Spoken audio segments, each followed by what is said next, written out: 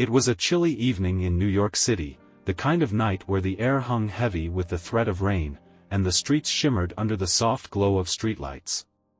Inside an upscale art gallery near Central Park, the city's elite gathered for a high-profile charity auction, a place where wealth, influence, and opinions clashed under the guise of culture.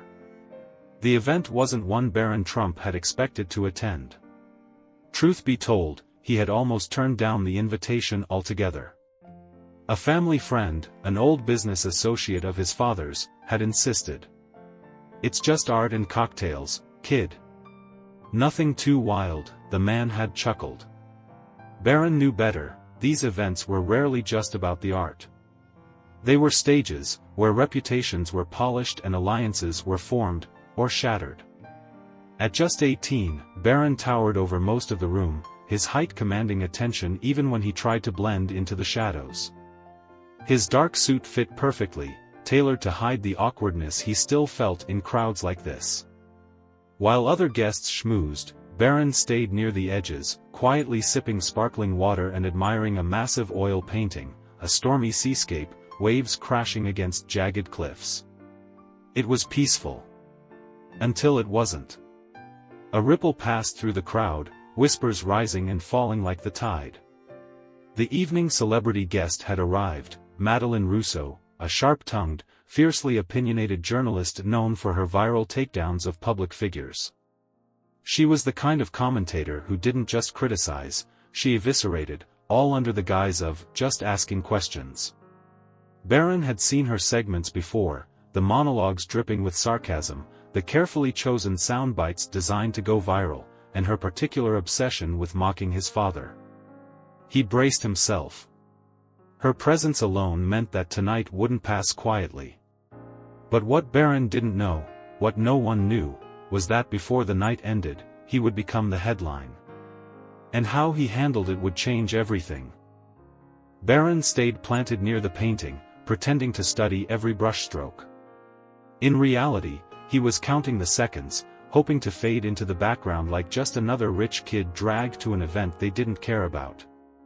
But fate had other plans, and they came wrapped in designer heels and armed with a microphone. Madeleine Rousseau wasn't just attending, she was filming. A small production team trailed her, cameras already rolling, catching candid reactions for her social media channels. Barron knew exactly how these setups worked. They'd find some unsuspecting guest, ambush them with a loaded question, twist their response, and cut the footage into a viral clip with millions of views. And tonight, her eyes locked onto him. "Is that who I think it is?" she said, loud enough for the nearest guests to hear. Heads turned. Conversations quieted. Barron didn't flinch, but inside, adrenaline shot through his veins. A quiet part of him hoped she'd walk past. After all, she was known for targeting the powerful, the scandalous, not the kids caught in their shadow. But Madeleine saw opportunity. A Trump, alone, standing awkwardly in front of a stormy painting? It was almost too poetic. "Ladies and gentlemen," she announced, her voice dripping with mock excitement, "we have royalty among us tonight. Barron Trump, the boy who's inherited more headlines than most of us have dollars." A few guests chuckled. Others shifted uncomfortably. New York's high society had learned to laugh along with Madeleine, it was safer that way. Barron forced a polite smile, the kind he'd been coached to wear whenever cameras were around. But his knuckles whitened against his glass, and for the first time, viewers would see the hint of a storm gathering behind his usually calm expression. Madeleine wasn't done. She took a slow step toward him, camera trailing. "Tell us, Barron, did you come here to bid on art, or just to practice looking down on the rest of us?" The air thinned. People froze, waiting to see how the young Trump would respond. Would he crack under pressure? Fire back? Or walk away like nothing happened? The cameras were rolling, and the whole room knew, whatever happened next wouldn't stay in that gallery. It would be everywhere by morning. Barron stood there, his back straight, hands loosely in his pockets, calm, almost like none of this was even getting to him. The room was so quiet you could hear the faint hum of the venue's AC system. But inside, the journalist was absolutely thriving off the silence. She took a step closer, holding the microphone like it was some kind of weapon. "So, Barron," she said, her voice practically dripping with condescension, "do you ever get tired of living in the shadow of your father's reputation?"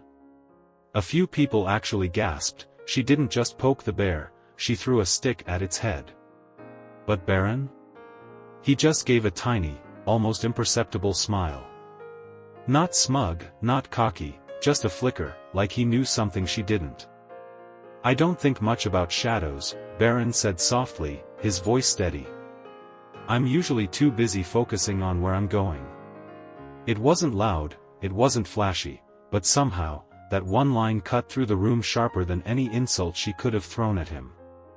People exchanged glances, unsure whether to clap or just let it sink in. The journalist, though, wasn't about to let him have the upper hand. She turned toward the audience. "It's easy to talk about the future when you've had everything handed to you since birth." She chuckled, her fake laugh echoing in the room. "Must be nice never having to struggle for anything." And right there, that's when the shift started. Barron could have clapped back. He could have listed all the ways his life wasn't as perfect as everyone assumed. But instead, he took a deep breath, and what he said next flipped the entire room on its head. "Struggle doesn't always look the same," Barron said. "Some people struggle to pay rent. Others struggle to be seen as more than their last name." That hit hard. Even the people who'd been quietly enjoying the spectacle started to realize, they weren't watching a spoiled rich kid get roasted. They were watching a young man fighting to be seen as his own person. The air was shifting. But the journalist? She was too caught up in her own game to notice. The journalist, completely oblivious to the tide turning against her, gave a forced laugh and tried to regain control. "Oh please," she scoffed. "You expect us to believe you understand struggle? In your golden penthouse, private jets, and custom-tailored life? Give me a break." But Barron didn't flinch. In fact, for the first time, he stepped closer, closing the gap between them, not aggressively, but with quiet confidence that made her instinctively lean back just a little. "There's something you don't understand," Barron said, his voice calm but carrying across the room like he was built for moments just like this. "Struggle isn't always about money. Sometimes it's about finding your voice when everyone assumes they already know who you are." A low murmur rippled through the crowd. People weren't just watching anymore, they were invested. They saw something they hadn't expected: authenticity. The spoiled caricature they were primed to see had been replaced with something far more compelling: a human being fighting to be seen. The journalist, still clinging to her script, tried once more. "So, are you saying poor little Barron Trump's been misunderstood? Should we all feel sorry for you?" Barron smiled, a real smile this time, the kind that comes from knowing you're about to shift the entire conversation. "No," he said. "I'm not asking for sympathy. I'm asking for something a lot harder: a chance." The room went dead silent again. And then, a slow clap from the back. All eyes turned to see who it was. An older woman, maybe mid-60s, someone no one really noticed before, stood with her hands clasped together. "I've covered 5 presidents," she said, her voice clear. "And I've never seen one of their children stand here and take this kind of heat without losing his composure." The journalist's face paled. This wasn't the viral takedown she planned. This was turning into Barron's moment, and everyone could feel it. Barron glanced down at the mic in the journalist's hand, then back up at her face. "Would you like me to leave?" he asked, almost too politely. She didn't answer. Because now, it wasn't her show anymore. Barron stood there, hands at his sides, completely exposed under the glaring lights and hundreds of eyes locked on him. But somehow, he wasn't shrinking, he was growing. The journalist's smirk faltered, replaced by something closer to uncertainty. This wasn't a story she could control anymore. Barron Trump, the boy they'd called awkward, invisible, sheltered, he was rewriting the narrative in real time. Then, Barron did something no one expected. He stepped away from the podium, walked straight into the crowd, and handed the microphone to a young man near the front, a college student, his press badge slightly crooked on his shirt. "You had a question earlier," Barron said. "I'm ready to answer." The student, stunned, stammered for a second before asking, "What's the hardest part of being you?" It was so simple, but it cut through all the noise. Barron took a breath. And for a split second, it was like you could see him wrestling with how honest to be. And then, he just let it out. "The hardest part," he began, "is knowing people made up their minds about me before I even had the chance to introduce myself." The room held its breath.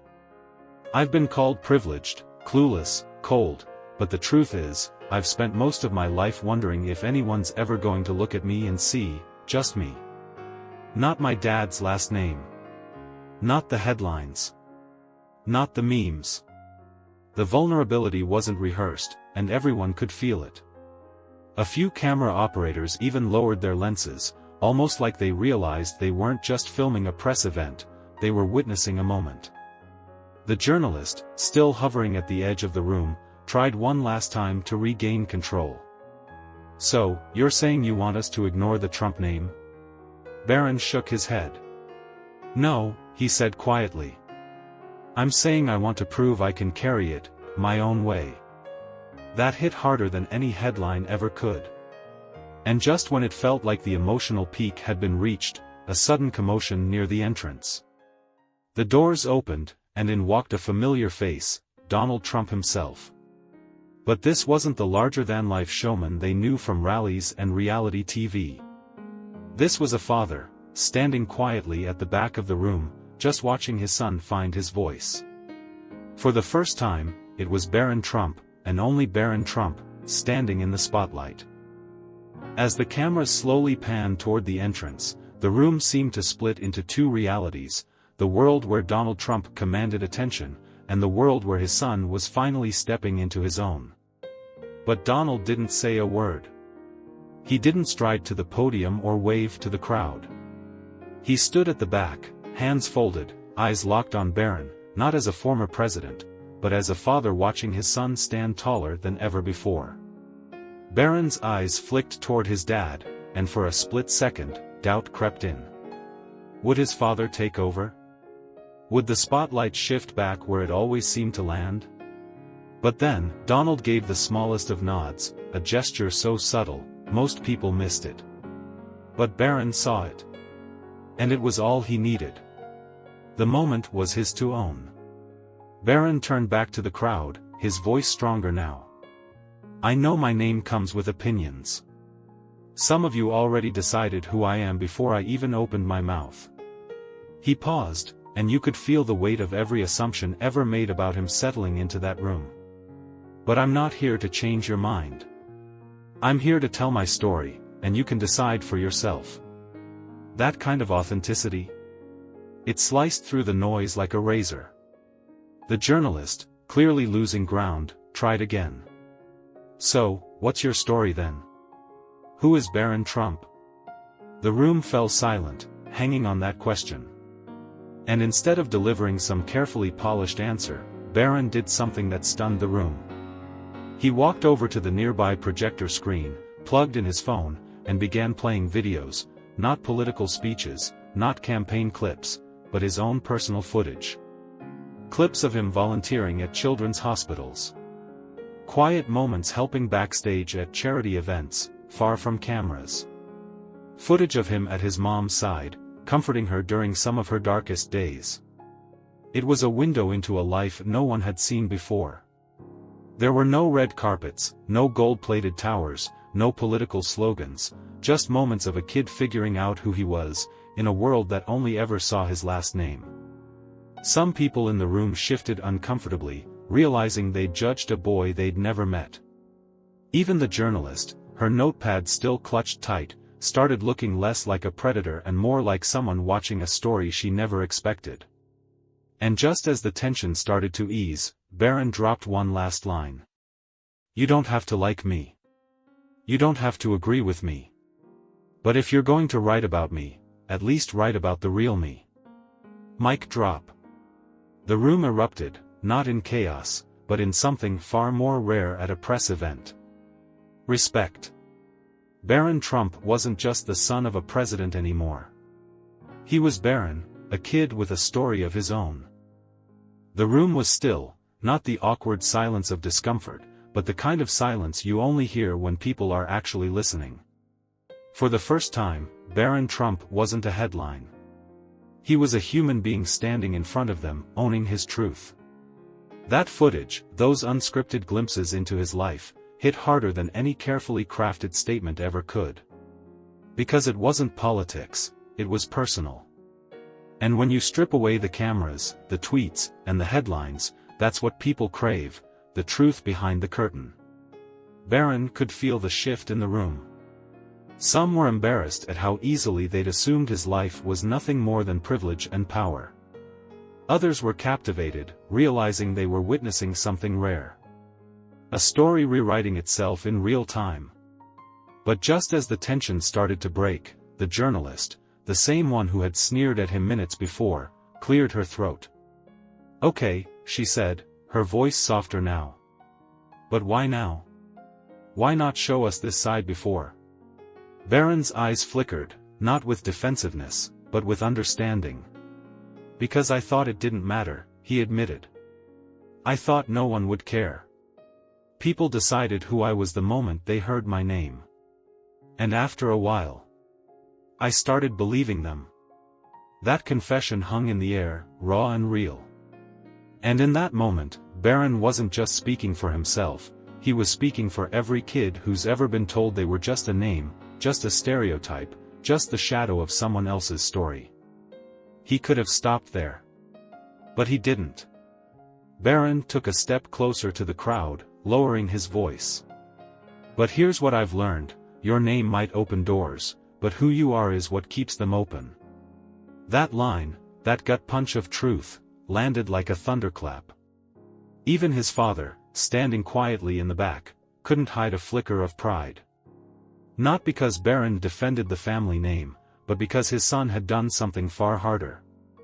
He had stood up for himself. The press conference wasn't just about setting the record straight. It was about something much bigger.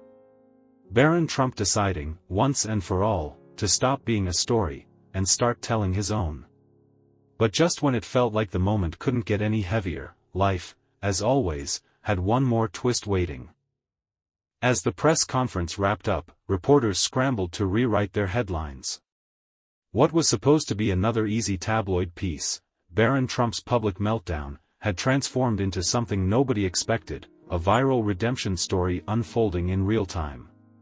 But the biggest twist wasn't just how Barron handled the cameras, it was what happened after.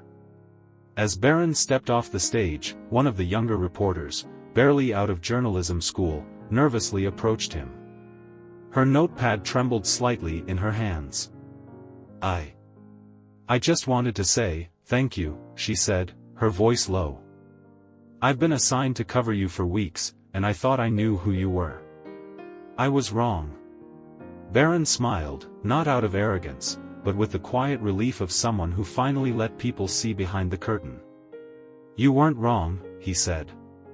"You just only saw one side of the story."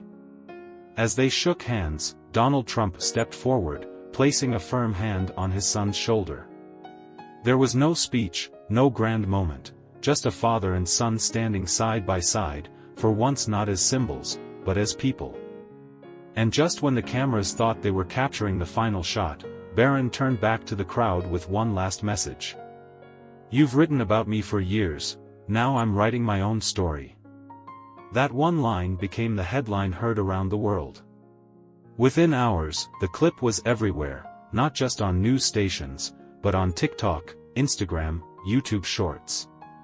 Barron Trump finally speaks his truth, racked up millions of views before the day was over. And the best part? It wasn't scripted. It wasn't damage control. It was real. Because in a world addicted to filters, edits, and sound bites, sometimes the most powerful thing you can do is show the world exactly who you are. The story didn't just end with applause or headlines. It ended with something far more valuable. A young man who had spent his whole life being misunderstood, finally standing tall in his own skin. And as Barron walked out, past the flashing lights and the shouting reporters, he knew one thing for sure. His story was just getting started. The end, or maybe, the beginning.